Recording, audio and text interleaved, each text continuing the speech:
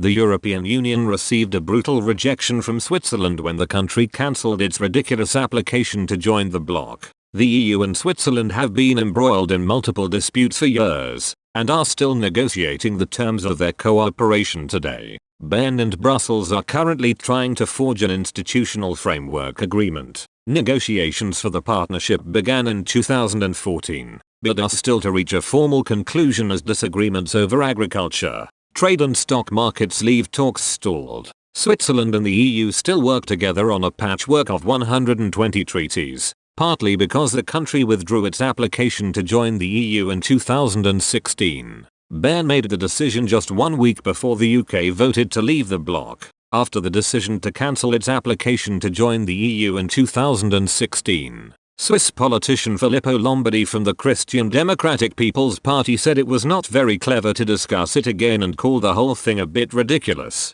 Thomas Minder, councillor for Schaffhausen State and an active promoter of the concept of Swissness, said at the time he was eager to close the topic fast and painlessly as only a few lunatics may want to join the EU now. Switzerland began its application to join the EU in 1992, but this sparked over 2 decades of chaotic relations and recurring blows to the bloc's ambitions. Months after the process started, Switzerland had a referendum on whether to join the European Economic Area, EEA, where the country narrowly decided to reject the idea. The result sent shockwaves through Europe, as 50.3% voted against joining the EEA, leaving a dent in the EU's hopes of expansion. Not only did the Swiss public reject the EEA, but it also meant the country's application for the EU was suspended. René Felber, then the president of the Federal Council in Bern, said at the time, this ordeal provoked the Swiss government to suspend the application for EU membership. Switzerland has renounced the many political and economic opportunities opened up by the European Economic Area.